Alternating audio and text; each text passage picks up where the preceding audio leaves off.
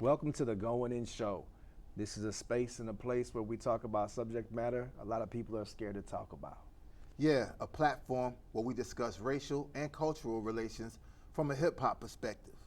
I am Raw Proof, and the proof is raw. And I'm Pal Shadows the General, hip stepper number one. So welcome to the Goin Show. Let's go in, yo.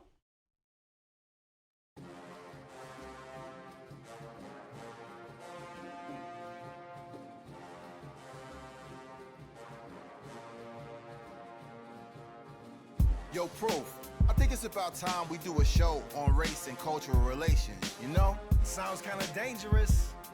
Yeah, but we gotta stay dangerous, you feel me? Get it together, we about to go in. Get it together, we about to go in. Get it together, we about to go in. Raw Proof, Pal Shadow, show them how we can win. Get it together, we about to go in. Get it together, we about to go in. Get it together, we about to go in. Raw Proof, Pal Shadows, we about to begin.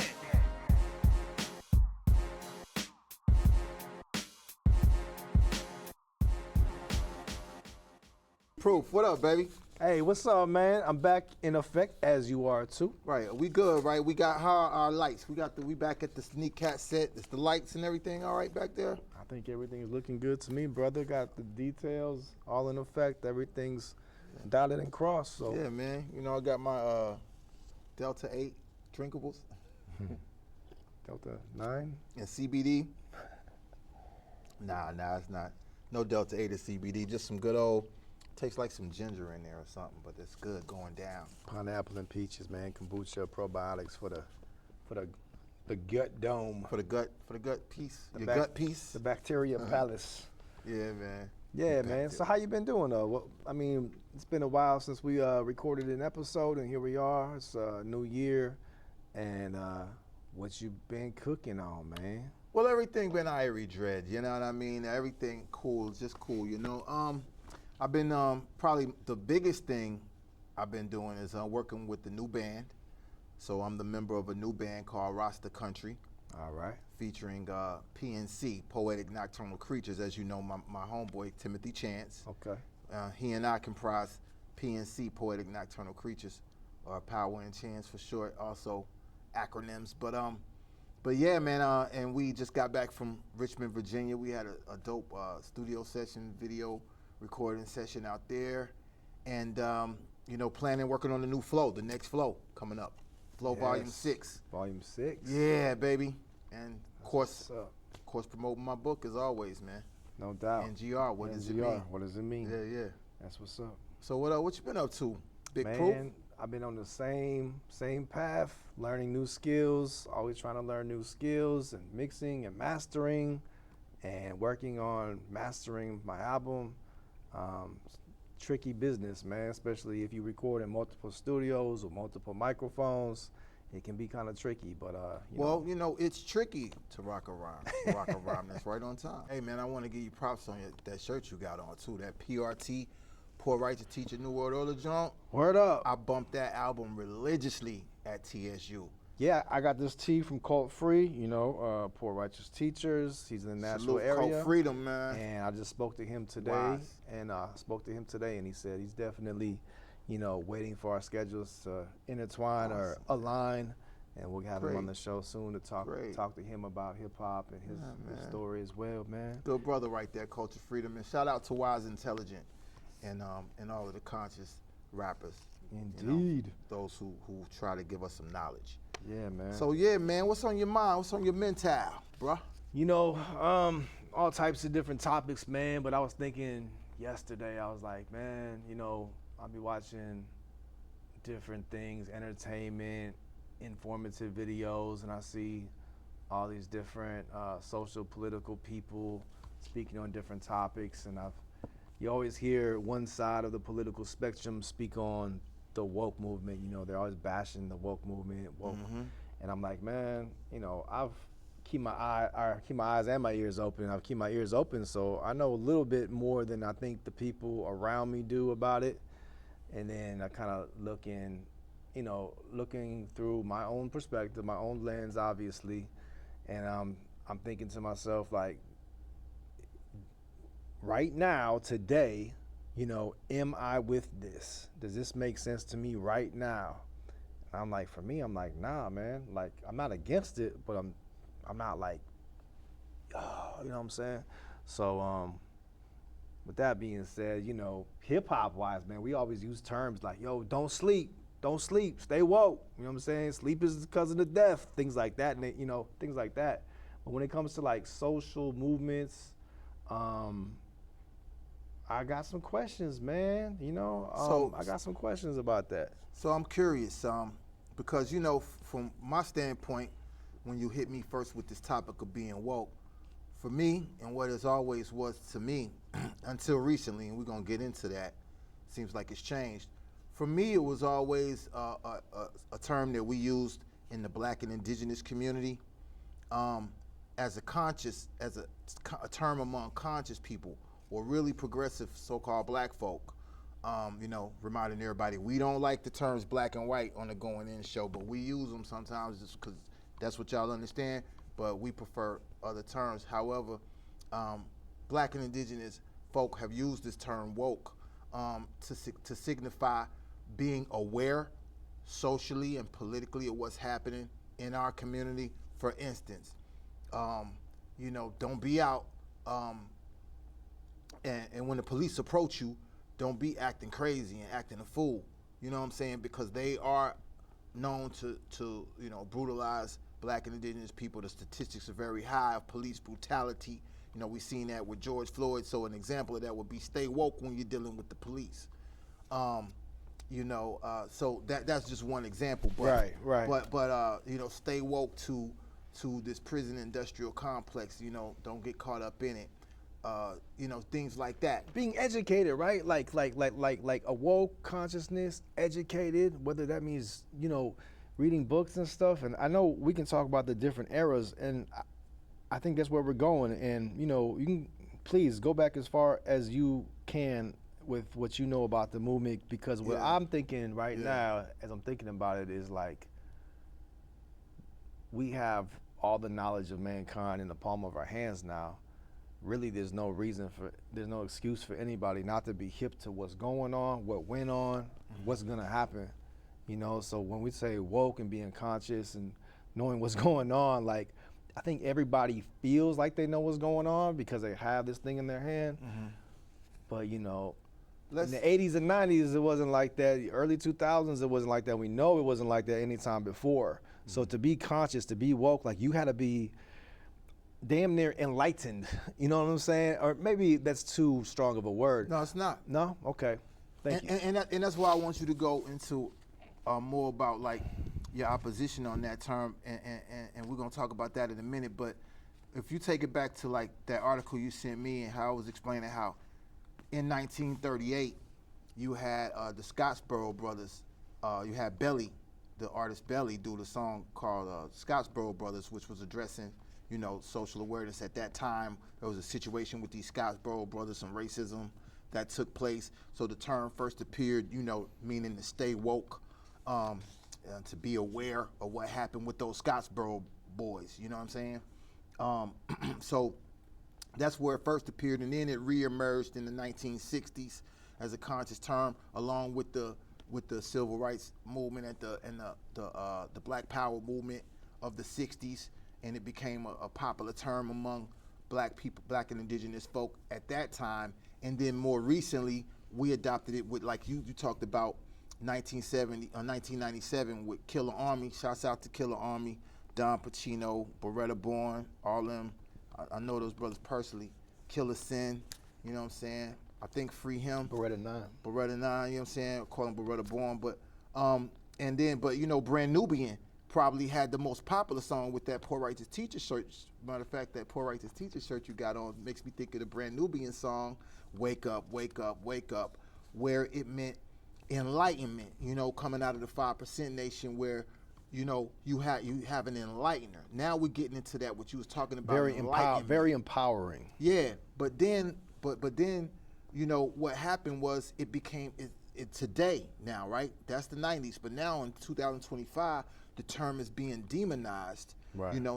By the political right, you know what I'm saying, the conservatives as looking at something that's bad because they're saying, well, you guys use that to weaponize political All right, correctness. let's take a short break real fast before we dig deep into that, we'll be right back. Yeah. Brought along the whole crew, huh? This whole crew, Have the skills. unbeatable skills. Unbeatable combinations. Lyrics I spit are the baddest. Perfectly cactus, I practice. Musical madness, fantastic. Beautiful magic, we classic. Packing them automatics. Pleasing you rapping fanatics. My entrance is so dramatic. Smacking, attacking, back at it. Blowing your mind every time. Knocking this spine out of line. Making the greatest. The Madhouse Recording Studio, right here. Just come. Been waiting for you. So you were asking me, why am I opposed to it or not for it? Like I say, I'm not against the woke movement. I'm not for it. I can't. Yeah, because how I you can't kind of get put it down at the with beginning, it was kind of seemed like there was an opposition there. Right.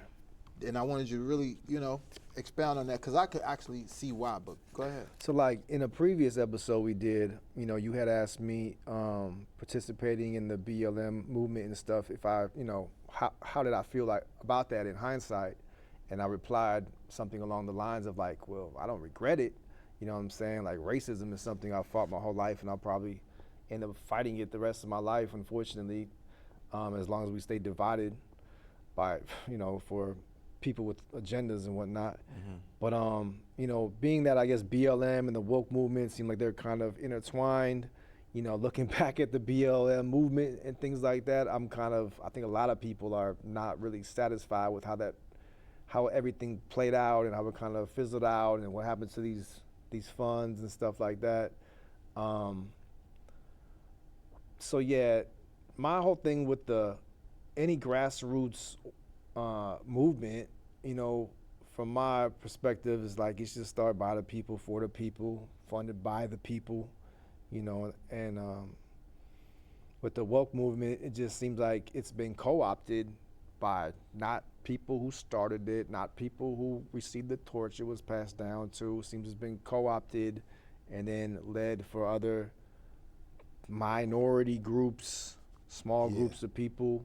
Yeah. And, it seems to me that like these social groups, social movements, even hip hop, I hate to say it, the woke movement, BLM, it seems that they're easily co-opted, after some time passes by people who weren't there at the conception. And my question for you is, are gatekeepers always a bad thing? And is there a universal law that says if man creates something and it gets too big, it's just gonna dilute and lose its potency? Because I don't know, man, I feel like, stuff gets too big and then it just loses its, or I also want to ask you, is it just a natural thing for like social movements to fade out after they serve their purpose? Good question, bro. Good question. Proof? Yeah, I love to expound on that. Check it out, right? What happens is these social movements began organically, because what I'm getting is that your distaste comes from the whole corporatization of these things, because these movements like the woke movement starts out, even the civil rights movement from a broader perspective, starts out as an organic thing for the people, by the people, for the people with good intentions. But what happens as it gains momentum, and we live in a capitalistic society, money becomes attached to every idea, even if it's a politically revolutionary idea, a radical idea, right? That's against capitalism and this whole money structure and class system of classism. Right. You know what I'm saying? They will find a way, we as Americans will tend to find a way to monopolize on that, to monetize that. We monetize everything. So as things get monetized, they become diluted, because now the cause becomes money. So they've taken what began as something that didn't involve money, which was just being woke, means just to be enlightened to what's happening in your community, what's happening to your people politically, socially, to your, in your spirituality. You know what I'm saying? It became from something like that to okay, how can we monetize on your enlightenment? You know, so then you start having, with the take the Black Lives Matter movement, it was something that was organic, and then it became totally monopolized, where there was people that actually became very wealthy. People, not the people. Jumping classes. Not in the like reparations society type classes. of way. Yeah, not in the reparations type of way. Certain individuals became wealthy from the Black Lives Matter movement, which would definitely tone it down. So, and this term woke really became popularized in modern times by the Black Lives Matter movement, bruh. But yeah, that's the issue. I think that what we have now is, by the time it gets to a massive scale, a movement issue where it's popping up everywhere, you got t-shirts and stuff, people making money off that. Now it becomes cliche. Now it becomes just stay woke, bruh. It just becomes something cool to say. Cool. And you know what? Cool doesn't make change. Cool doesn't pay bills. Cool doesn't bring about the kind of reform that we're trying to see in society. Cool doesn't give you trade skills. Right, you know, the understanding, the inner overstanding, overall understanding of you know, society and what needs to be done to help the community is what brings change. Not these cool terms and you walking around with a t-shirt on saying "Stay woke." Yeah. So I feel yeah. that. Thanks for breaking that down, man. Yeah. I mean, that's how. I mean, that's pretty much how I feel. I just haven't put it in those words, but yeah, man. Cause you know, man, real quick, you know, I wanted to mention too. See now what the right has been able to do is use it as a term after it's been diluted. Demonize, you know, and that what you're tired of, you know, because what they do is they take it now, they demonize it because it is everywhere, and they say, oh, you're just one of those woke liberals who is just thinks that, you know, we need to have, you know, black and white people, you know, there's racism that exists in the country. You still believe there's racism. You can identify as a cat. People like you just highlight racism and you make it an issue. You're the problem. Not the systemic racism that actually exists, but the fact that we point it out and we're woke. Well, that is interesting too, though, because like the thing about like the whole racism thing, like I understand what you're saying because you're talking about systemic. What a lot of people on the right are doing is they're saying, look, and in my opinion, dude, they're not wrong. They're saying you are a racist. You are the one that is racist because you're constantly thinking about race. Now, the truth is, if you constantly think about anything, you're gonna constantly look from that scope of things. So if you are constantly looking at everything, that can drive you crazy. Yeah. I don't think they're wrong in that aspect. I will say this, with the presidential election and the party after he won, like I look in the crowd, I'm watching TV and looking in the crowd, I'm like, damn, it's just a lot of people the same skin tone. I would like for there to be more diversity in the crowd. I've seen a couple brothers in there, they were working security. But you know, you look at the right and you see the vice president's wife is Indian. Trump's wife is she's an immigrant from the same part of Europe where my ancestors are from. And the new dude in the FBI, the head of the FBI, I think he's an Indian dude, Kash Patel. I'm seeing more diversity within politics, you know, and the right just happened to be in charge of most of the different positions and stuff. Yeah, that's a good thing to me. Okay. That's a good thing to me. Yeah, I think a really great thing, man, is to be able to have platforms like this and discuss race, and to get to a point, I hope to get to a place in society where when we talk about race like we talk about hip hop, like we talk about football, and we talk about these racial issues, you know, these things that tend to have historically made certain people feel uncomfortable, people don't become uncomfortable anymore because these conversations become commonplace. They become respectful, and we talk about these things from a standpoint of love and compassion for each other, you know, so that there's not this overwhelming feeling of guilt or any type of division, or people feel like it's divisive in any way, because these conversations become divisive. But I really hope, man, that we can get to a place where they unify and bring us together rather than isolate and divide us. Most definitely makes sense to me. I hope everybody else out there can agree, and if you don't, take a minute, take a breath, check this out. What's up, guys? Logan Crowell here. I'm the founder of Helping Our Music Evolve, aka Home. We are Nashville's premier music hub. What that means is that you can come here, you can use the studios, you can meet other collaborators, you can learn about the biz, and you can get your music heard by industry professionals who can help you take it to the next level. So check us out, homeformusic.org. Peace. With that being said, we're gonna call this a show, and let's give a few shout outs, man. I know you got some up your sleeve. Yeah, definitely, man. I want to give a shout out to Timothy Chance, my man Drummy Zeb, aka Drummy Z, from Rasta Country, the whole Rasta Country band and crew. Salute to my man Top Gnosis, and check out Pow Shadows and Top Gnosis on Spotify, and also the Delusion Lost in Society album, 2 dope albums that I got out right now. Peace to the TSU crew. Yes. I just want to say shout out to Malcolm Dwayne, E.T. Got Soul, my girl Ice. I'm glad you're doing much better. And shout out to Conscious Beats. And who else is on my new album?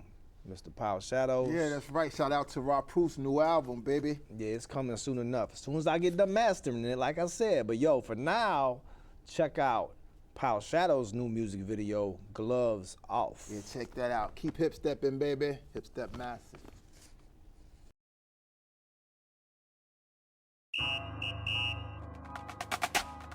This is Shadows.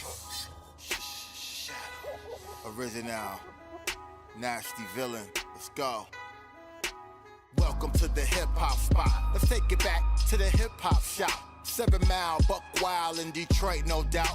Juvenile with the Maurice Malone trousers. Chillin' in the whip, kicking freestyles. You know what I was about, and still am. Still killer jam, as quick as Cypress Hill will kill a man. Panic in this Western planet. It was strategic, it was all planned. Revolution now, we need all hands on deck. Hip hop is losing respect. It's like the only solution on deck is using attack. I know it's captivating. Gangsta mind state activated. Have you ever been locked up? You'll be glad you made it out there. This is the South, Pow Shadows about that shit. Real spittin', still cooking hits. Took a hit or two in my life, but that's life, alright? My style is AI, these rappers like tight riders. This is home, and this is the playground. We playing with sound, we ain't playing around. This is home, and this is the playground. We playing with sound, we ain't playing around. This is home, and this is the playground. We playing with sound, we ain't playing around. This is home, and this is the playground. And we ain't playing right now. These rappers ain't can't spit, caught up in the matrix. A ninja like me is advanced on some outer space.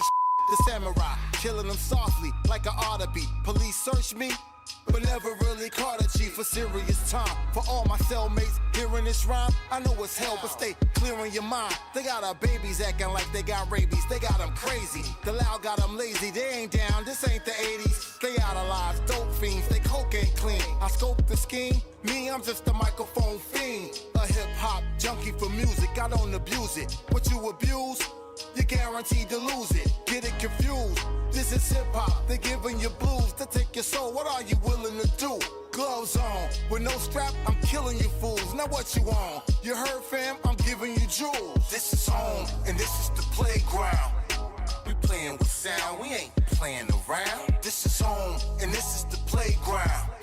We playing with sound, we ain't playing around. This is home, and this is the playground. We playing with sound, we ain't playing around. This is home, and this is the playground. And we ain't playing right now. Yeah. See what you abuse, you guaranteed to lose. This is real hip hop, though a lot of motherfuckers get this confused. Yo, the problem is a lot of rappers ain't paid their dues. So they walk around the planet Earth with no clues. But this is what we do. Real MCs, this is what we choose. Alright?